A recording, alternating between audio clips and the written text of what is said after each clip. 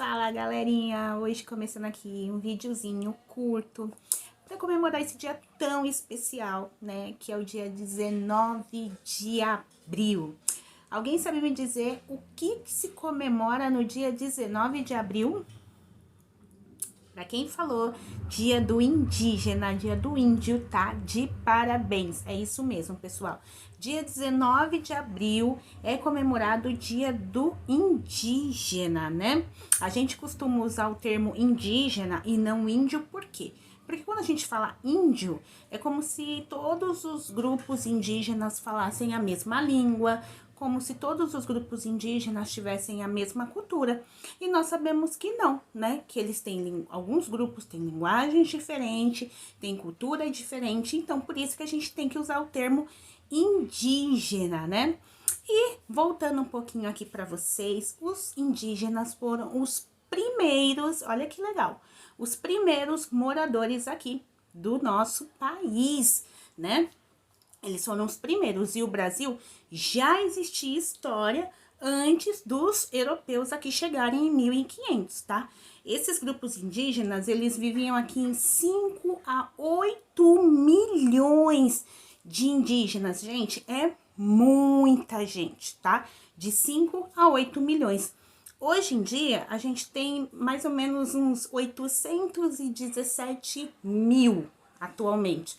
Então, gente, houve aí muitas mortes, né? Porque de 8 milhões para 817 mil, né? E a gente vai conversar aqui um pouquinho por que houve essa queda tão brusca e esses números diminuíram tanto e tantas mortes aconteceram, né? Agora eu pergunto para vocês, tem como a gente saber quem é indígena? Quem é indígena? Quem é índio? Né? Não tem como a gente saber, pessoal. Porque eu posso falar assim, ó, você é indígena. Não, você é indígena. Não, você é indígena. Não posso, pessoal. Por quê? Ser indígena é uma questão de identidade. Muito bem. Ou seja, como assim, professor? Uma questão de identidade. A própria pessoa que precisa se identificar. Isso, ela precisa se sentir pertencente àquele grupo, tá? Ou seja, a partir do momento que eu me identificar com os costumes, com a língua, eu preciso me identificar como indígena. Não são as outras pessoas que têm que falar, olha, você é indígena, olha, você parece indígena. Não, né? É uma questão de identidade, né? Não dá pra gente saber quem é índio e quem não é, quem é indígena e quem não é. A gente precisa entender o quê? A gente precisa entender essa questão de identificação, né? De cada pessoa, né? Então, a gente cai aí em algumas armadilhas que a gente usa para identificar, né? Por exemplo, o fator biológico, né? Então, a gente fala assim, olha, ele tem cabelo liso e uma pele bronzeada, ele é indígena, né? Isso é uma armadilha que a gente usa muito, né? Ou a gente usa o fator cultural, né? A gente fala, ele tá usando cocar, ele se pinta. Ah, não, ele é indígena, né? Então, a questão biológica e a questão cultural também não podem dizer se a pessoa é ou não indígena, tá? Por quê? Porque, por exemplo, um turista, ele vai lá para um grupo indígena lá em Roraima, tá? E aí ele aprende as músicas, a cultura, ele participa, vamos supor que ele é alemão, ele não vai deixar de ser alemão porque ele aprendeu a cultura indígena, né? Então aí é uma armadilha que a gente tem na questão cultural, ele aprendeu uma nova cultura, mas ele tem a etnia dele, né? A identificação dele.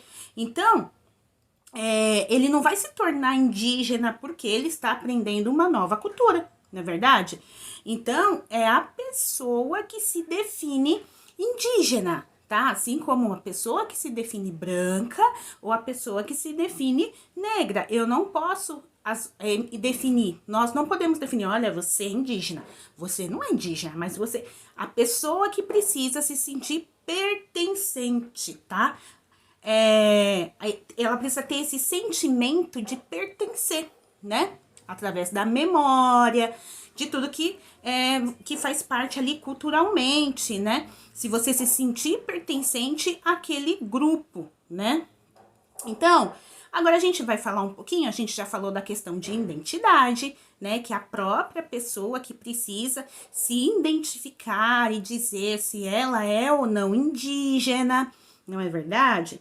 Agora a gente vai falar sobre o quê? Sobre o genocídio indígena, porque lembra que eu falei para vocês no início do vídeo que quando os europeus aqui chegaram, né, os portugueses, eles chegam aqui em 1500, né, nas suas naus, e aí, quando eles chegam aqui no Brasil, tem entre 5 a 8 milhões de indígenas, lembra que eu falei?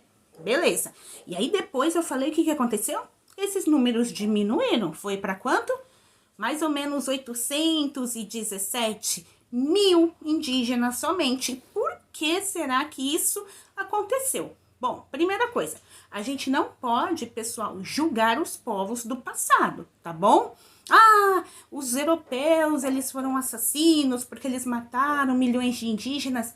A gente não pode transmitir o quê? Essa sensação de julgamento, tá? A gente vai fazer um estudo, mas a gente não pode julgar aquele período que aconteceu, né?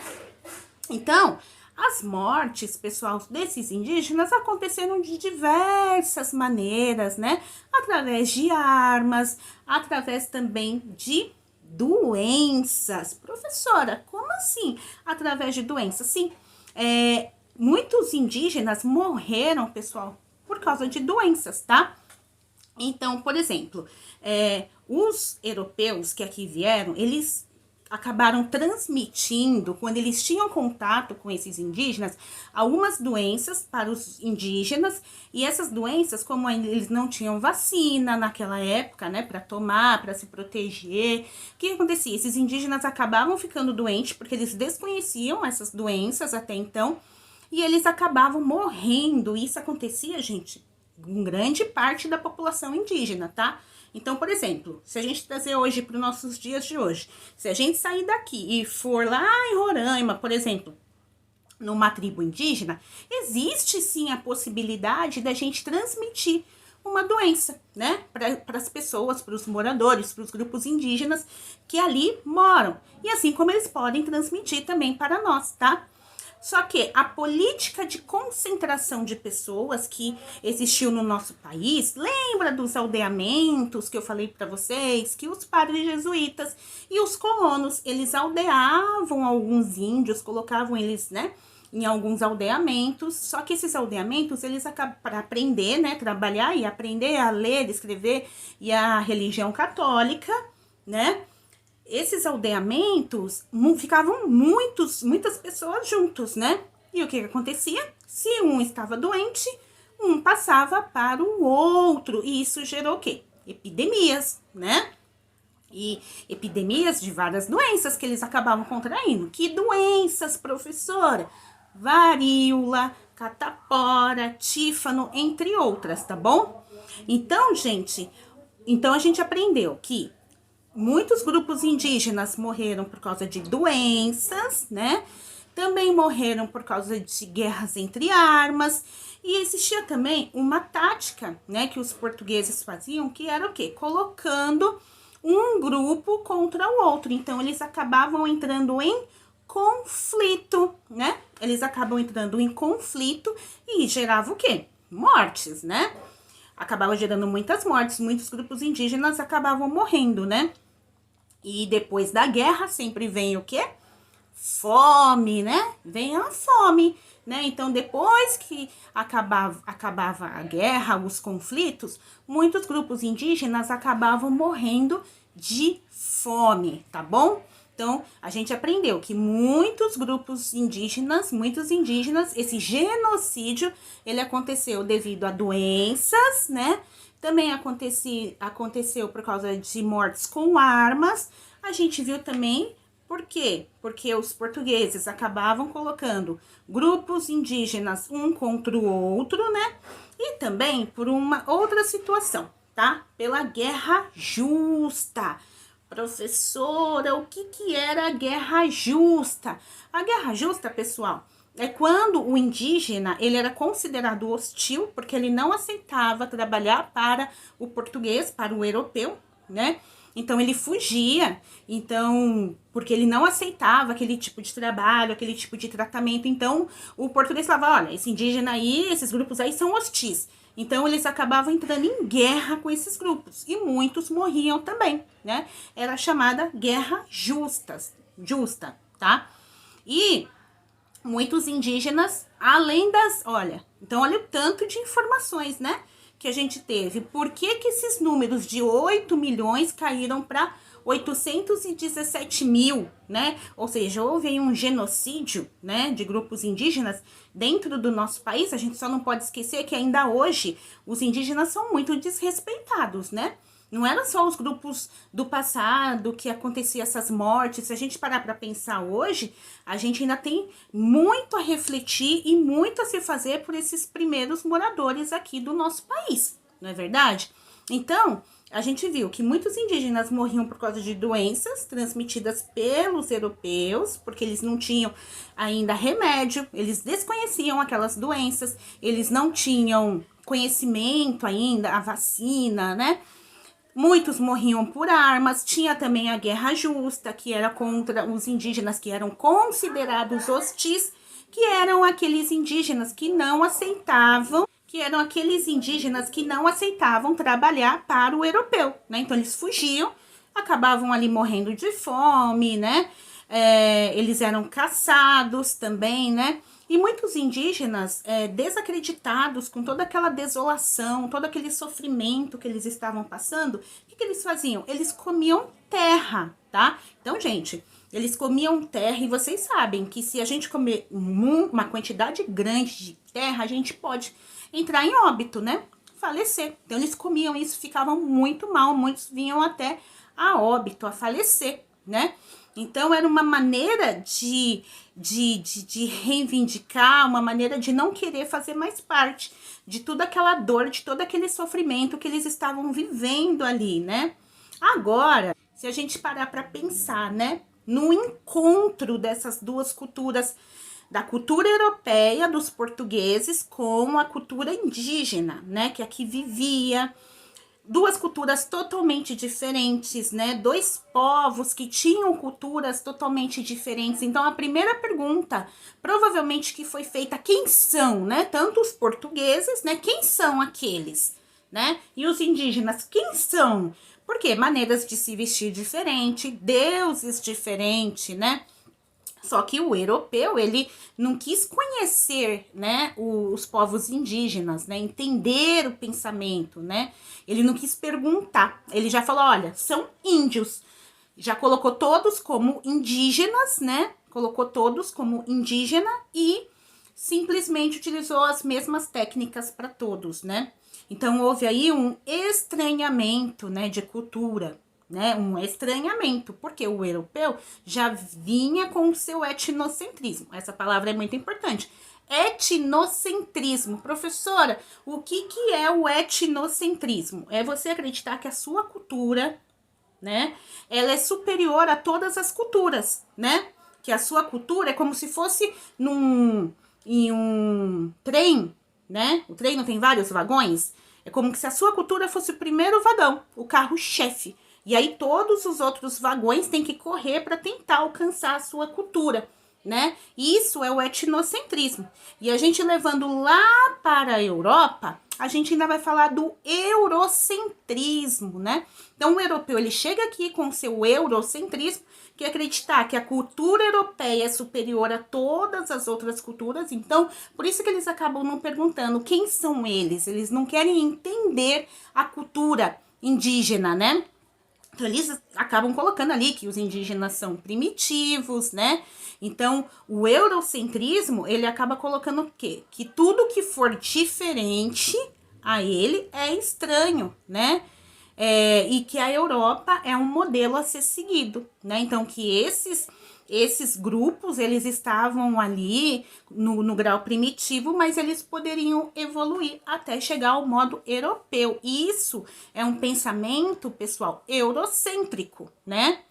Então, os grupos indígenas na cultura deles, diferente da cultura europeia, eles faziam ali a divisão da comida, né? A divisão da comida por igual, coisa que na Europa não era, né? Não existia. Ou seja, era uma sociedade igualitária, né? Então, os portugueses falavam, olha, ali no Brasil é um paraíso terrestre, né? Eles acreditavam o quê? Porque como também os portugueses, eles já estavam começando a mestiçagem, o que seria? Alguns portugueses já estavam começando a se relacionar com indígenas, né? Com mulheres indígenas, então eles falavam, olha, lá, como se fosse um paraíso, né? Um paraíso terrestre, né? Então, o indígena, ele era visto ali como um primitivo, mas ainda que ele poderia chegar, tinha que correr, que o europeu tinha esse dever de trazer esse conhecimento e fazer o indígena evoluir. Isso era o pensamento dos europeus lá no século XVI, tá? Então, existiam alguns costumes, né, dos indígenas que os portugueses desconheciam e que eles estranharam bastante, né? Um desses costumes, qual foi um desses costumes? Que o indígena, ele podia casar e podia descasar, né? E vocês sabem que na religião católica, até então, não existia o divórcio. Se você casasse, você não poderia se divorciar, né? Então, eles já estranharam. Como assim pode casar e descasar, né? Os guerreiros indígenas, eles podiam ter mais de uma mulher, ou seja, existia aí a questão da poligamia, né? E os europeus, eles eram monogâmicos, né? Eles só tinham uma esposa. Eles trazem ali a religião católica, porém eles não respeitam os deuses, né, indígena, que os indígenas tinham. Eles queriam o quê? Que os indígenas esquecessem os seus deuses e seguissem somente a religião católica. E isso gera quê? Série de conflitos aí entre os europeus e os grupos indígenas. Muitos grupos indígenas começam a fugir para o interior, porque para eles era algo muito sério, né, gente? Tudo que você acreditava, você tem que deixar tudo para trás para poder seguir uma nova vida, né? E a questão também da antropofagia, né? Que não eram todos, por isso que a gente não pode falar índios, né? São indígenas. Alguns grupos indígenas praticavam a antropofagia, né? Que era o quê? Comer carne humana, né? Era como se fosse um ritual. Então, os europeus, eles falam, olha, como eles estavam começando a se relacionar, a casar com algumas indígenas que aqui viviam, que eles falam, olha, os indígenas, eles fazem um ritual de comer carne humana, mas é um ritual que eles comem para poder adquirir a força, todos os bons, as coisas boas que tem naquela pessoa vai passar para você, né?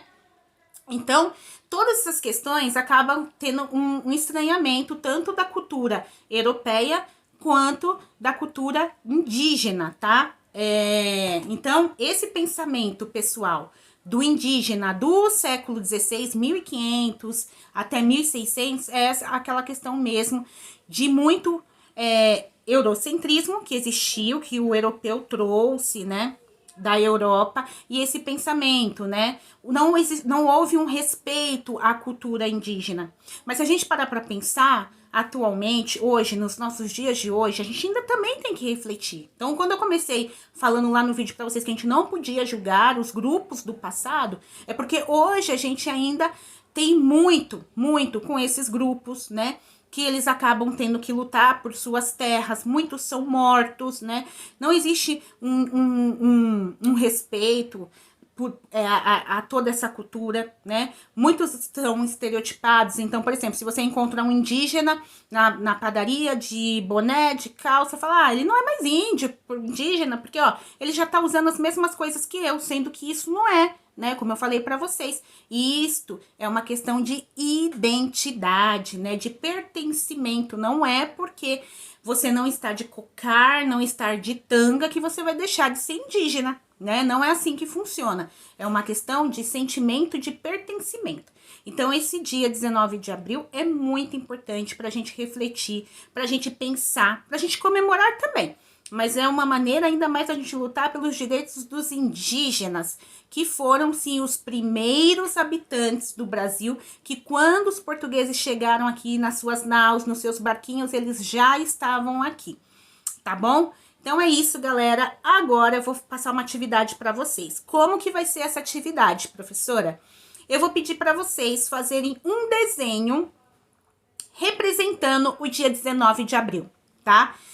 Pode ser um desenho ou vocês podem fazer uma poesia em homenagem aos grupos indígenas, tá? Depois vocês vão tirar uma foto e vão postar no grupo da sala, ok?